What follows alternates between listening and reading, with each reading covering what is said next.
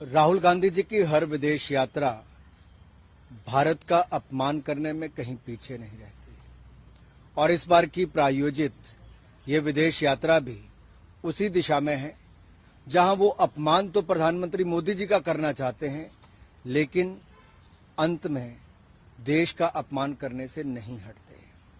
पूर्व में भी आप देखें, वो भारत को एक राष्ट्र ही नहीं मानते, वो तो राज्यों का संघ कहते हैं और भारत के बढ़ते कदमों पर भी प्रश्न चिन्ह खड़ा करते हैं। आखिरकार राहुल गांधी जी विदेश में जाकर क्या पाना चाहते हैं? इस प्रायोजित कार्यक्रम के अंतर्गत वो क्या प्राप्त करने गए हैं? क्या देश के ऊपर कीचड़ उछालना ही उनका एक काम रह गया है? अंतर देखिए, जब जब राहुल जी बाहर गए तब तब उन्होंने देश के ऊपर प्रश्न चिन्ह खड़े किए, देशवासियों के ऊपर प्रश्न चिन्ह खड़े किए और मैं एक तरह से कहूं, जो साख भारत की आज पूरी दुनिया भर में बढ़ रही है उसको कहीं ना कहीं गिराने का काम लगातार राहुल गांधी जी करते हैं। एक तरफ प्रधानमंत्री जी के 6 दिन की यात्रा में लगभग 2 दर्जन दुनिया भर के प्रधानमंत्री, राष्ट्रपति उनसे मिलते हैं। 50 से ज्यादा मीटिंग्स होती हैं जहां पे कलाकार, साहित्यकार, उद्योगपतियों से लेकर खिलाड़ियों तक सब मिलते हैं। भारत के बढ़ते कदमों की चर्चा दुनिया करती है और भारत में एक भविष्य देखती है।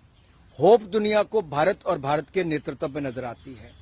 दुनिया के बड़े नेता जब ये कहते हैं कि मोदी जी दुनिया के सबसे लोकप्रिय नेता हैं और बार बार एक नहीं अनेक ऐसे सर्वेस में पाया जाता है। ऑस्ट्रेलिया के प्रधानमंत्री कहते हैं prime minister Modi is the boss. शायद राहुल गांधी जी को ये बात भी हजम नहीं हुई। इटली की प्रधानमंत्री ने जब कहा कि मोदी जी दुनिया के सबसे लोकप्रिय नेता हैं और किसी देश के प्रधानमंत्री अगर उनको अभिनंदन पांव छूकर करते हैं, शायद ये 75 वर्षों में कभी नहीं हुआ, तो कांग्रेस इसको हजम नहीं कर पाई।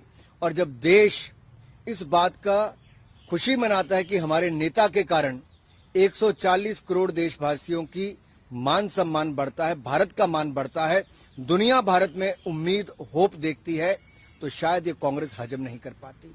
और जिस कालखंड की बात राहुल गांधी जी करते हैं कि 80 के दशक में दलितों पर अत्याचार होता था, अनुसूचित जाति के परिवारों पर अत्याचार होता था, तब देश और प्रदेश में, उत्तर प्रदेश में कांग्रेस की ही सरकारें थी। शायद वो बाहर जाके बताना चाहते थे कि इनके समय दलितों पर, अल्पसंख्यकों पर अत्याचार होते थे। नरेंद्र मोदी जी की सरकार में सबका साथ, सबका विकास, सबका विश्वास और सबका प्रयास, इसी मूल मंत्र के साथ आगे चलते हैं।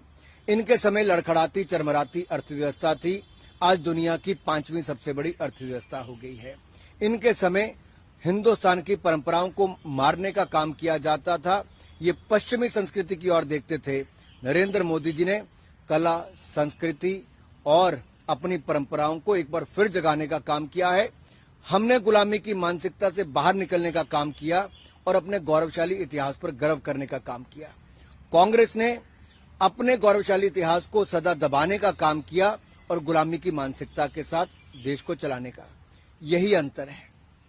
आज वो विदेशों में जाकर राहुल गांधी जी भारत, भारतीयों और भारतीयता को अपमानित करते हैं, बदनाम करते हैं, कीचड़ उछालते हैं। ये देश को कभी स्वीकार नहीं होगा।